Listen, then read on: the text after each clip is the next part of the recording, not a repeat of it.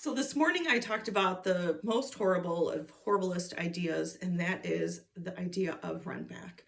So rent back is you buy a house, the seller is not ready to actually vacate the premises yet. Maybe their house that they're closing on is going to be in another 2 weeks. And so you sign an agreement and you rent back the property to them. So now instead of you being at closing and walking out being a homeowner, you walk out being a landlord, and they in turn change from being the seller to being the tenant. Now there's some folks that will say this is a good idea. They had no issue with it, and they're the lucky ones. And not everything goes bad, but this situation has the potential to go so bad that I don't think it's worth the risk. All the attorneys that I work with, they would recommend against it, and most agents would also recommend against it because the horror stories are pretty bad. So one of the things to be kind of concerned about is homeowners insurance.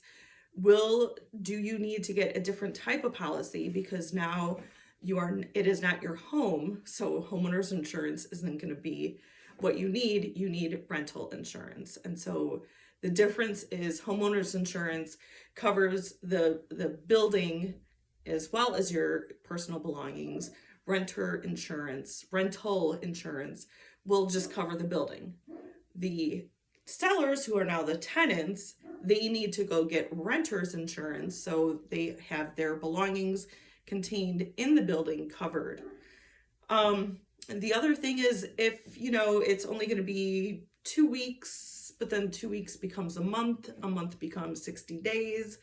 Many loans have a residency requirement, and that can be that you have to be living in the residence, within 60 days, within 30 days. It's important before you make that decision that you get all the information on what that means.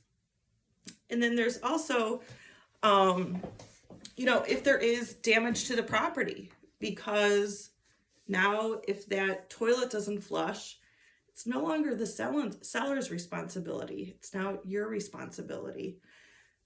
If there's a hole that they put in the wall, that's going to be property damage that they would be responsible for and should be taken out of any security deposit that was taken upon sign of their rent back lease. And then the horror stories really come from, well, what if they don't move out? So they were supposed to move into another place. It was supposed to be ready. That deal fell through. So now they basically need to start their search all over again, and they're not moving out. And so you basically get into a position where you could need to start an eviction process for the prior owner, who's now the tenant, to get them out of your property. So there's a lot of things that can go wrong. And, I think, even if someone has the best of intentions, there are sometimes circumstances that can make this go wrong really quickly, and no one wants to have to go through eviction process or even a lawsuit. So not like I'm quoting here the greatest legal mind, but Judge Judy, I watched an episode not too long ago where she had the buyer, so the new landlord, claiming that there was all this damage that was done by the prior owner, who was now the tenant, and wanted some absorbent amount, $8,000 for damages, and was not returning the security deposit because he wanted all these damages repaired and it was over and above what was in the security deposit. At the end of that episode, again, great legal mind, Judge Judy, but she found that the landlord was actually trying to defraud the tenant by saying that all these damages were done by the new tenant, but it ended up that they were already there when he bought it, but he didn't remember them, that they were there, and was trying to blame the tenant.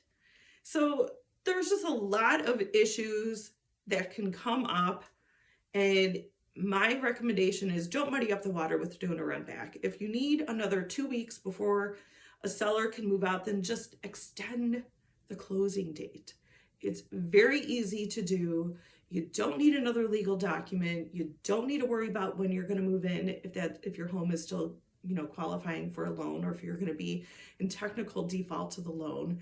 You don't have to worry about any of these things. It becomes essentially renting back. Take something that was very crystal clear, closing date, exchange of keys, done. Now you're muddying up the waters, and that's when issues start. So stay out of the muddy waters. Don't do a rent back. If you have further questions, feel free, give me a call. Talk to you soon.